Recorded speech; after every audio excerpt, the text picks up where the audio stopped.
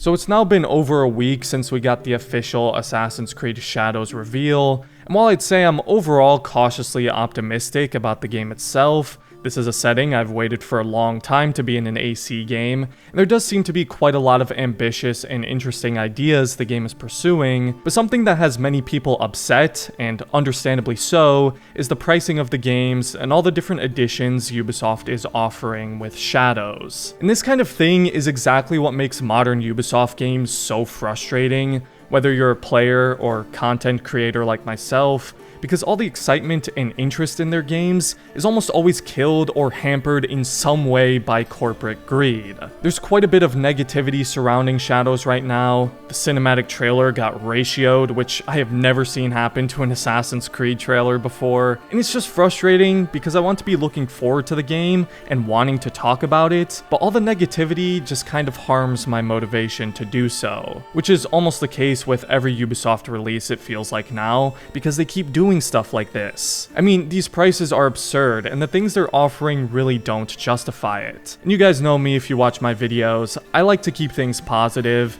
but I think it's also important to be critical of stuff like this. Because things like this right here are why Ubisoft's reputation has just plummeted over the last decade. And they just can't seem to help themselves from taking L's right now. First it was the entire disaster of Skull and Bones and trying to brand it as the world's first quadruple A game, then infamously saying gamers need to get comfortable with not owning their games, and now this. They did the exact same pricing model for Star Wars Outlaws as well, and there was plenty of outrage over that, so I thought maybe they might adjust accordingly to the feedback for Shadows, but nope.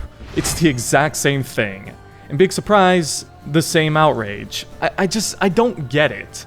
And it's not just the prices that upset me, because these are some of the most expensive video game editions that aren't a collector's edition I've ever seen, but it's also the stuff they're offering to try and incentivize people to buy these overpriced editions that feel so anti-consumer to me. Let's start with the 3 days early access, which you get if you buy the gold edition for $110 US, and the ultimate edition, which is $130, almost twice the price of the base game.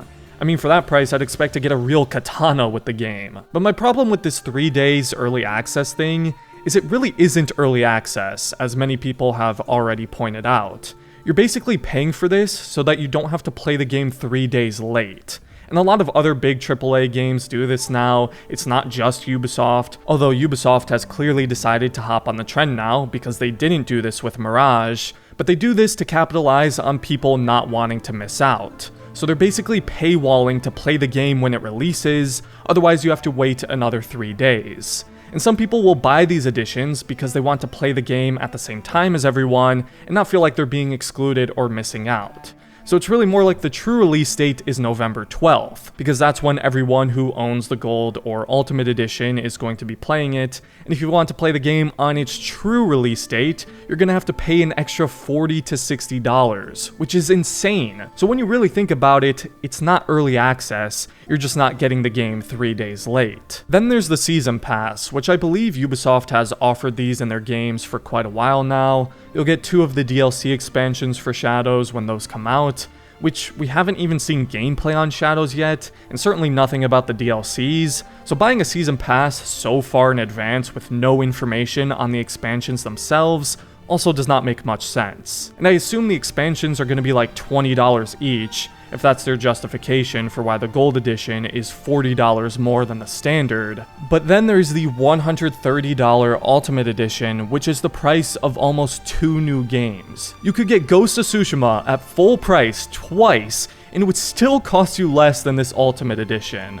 And the only difference between the Gold and Ultimate Editions is the Ultimate Pack you get, which of course, by no surprise, is a bunch of cosmetic microtransaction items that have unfortunately become very commonplace in this series. And in this pack, you get a gear and weapon set for Naoe and Yasuke, a magical looking mount, a trinket, ornaments for your hideout, 5 skill points, and a red dragon filter for the photo mode. I don't know what's more insulting, the 5 skill points, which makes this feel pay to win.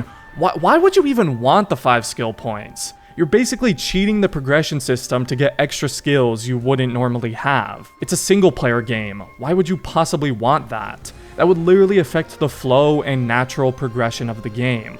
I want to earn the skills and progress by playing, because that's the whole point about progressing in single-player games. You play the game. Why would I want to start the game out with 5 extra skill points that I shouldn't have? It's almost like cheating. So what's more ridiculous, that, or the fact that they're monetizing filters in the photo mode? My goodness, they've even found a way to make money off photo mode. Microtransactions are not new to this series, obviously, but last year with Mirage, they were a lot more toned down than they had been in recent years. Almost all the microtransactions in Mirage are skins and cosmetics for Basim. Except, I think you could buy like scholar tokens and stuff, which I don't know why you ever would. They're so easy to get in the game and aren't even that useful. But in comparison to Valhalla and Odyssey, Mirage's microtransactions were pretty significantly toned down. And I still don't like having them in general, but it was a little bit more tolerable there, where I could just ignore them and not have to worry. But I said it then, that was probably because there wasn't as much the business folks at Ubisoft could monetize. There was no leveling system, so they couldn't sell their XP boosters, or any real pay-to-win microtransactions. They didn't do any expansions and DLC, so they couldn't sell those season passes. But now, with a massive RPG like Shadows, they can go all in on that stuff. Apparently now even including things like photo mode filters and decorations for your hideout. And it makes me wonder if one of the big reasons why they're expanding on the settlement system in this game and allowing for more customization is so that they can sell more stuff for it. And then of course they have the pre-order bonus quest, which is meant to incentivize people to pre-order the game. Again, that's another thing Ubisoft has done for a while. A lot of people are upset at the fact that Ubisoft is already accepting pre-orders just based on the cinematic trailer and us having no gameplay yet, which I think in general, pre-ordering is just probably not the best idea. It's usually better to wait for the actual game to release, so you're not just buying off of hype and trailers. And I especially don't think it's a good idea to pre-order when we haven't actually seen the game itself. The pre-order bonus quest is called Thrown to the Dogs, and you just don't get the quest if you don't pre-order. It usually ends up being available as a reward on Ubisoft Connect not too long after release, like it was with the 40 Thieves quest for Mirage. But I do understand that people are upset that content from the game is being locked behind pre-order as a means to get more people to buy the game now, again, when we haven't even seen any gameplay. These aren't usually like quick throwaway fetch quests either. They're like solid 30-minute quests with an actual story and different locations and missions to accomplish. But yeah, this is always the most frustrating part about talking about any new Ubisoft game really, is there's always something they gotta do on the business side to hurt the game. They really cannot help getting in their own way and hurting their reputation sometimes. I mean, these are some of the most overpriced video game editions I've ever seen. Compare that to last year with Mirage that launched with a $50 standard edition and $60 deluxe edition. Granted, of course, it was a smaller game, and they couldn't put together an ultimate pack or something like that for some special edition, although they did eventually drop the MasterAssassin edition after the game was released with some of that stuff. But I just don't see how these prices are worth the negativity and backlash toward the game. And it sucks because I want to enjoy Assassin's Creed and look forward to the new game and get excited, but stuff like this kills that. It almost makes me just not want to talk about the game sometimes, and I should not feel that way about a new AC game. I don't know, do you guys feel the same? I really try my best to focus on the positive, but it doesn't mean I'm not going to be critical about things I don't agree with, like this. But thank you for watching, guys. Let me know, do these prices have you rethinking actually checking out the game, or do you not really care? I'm curious. And if you enjoyed the video, as always, I'd appreciate it if you left a like and considered subscribing to the channel if you're new, and I hope you all have a great rest of your day, Assassins.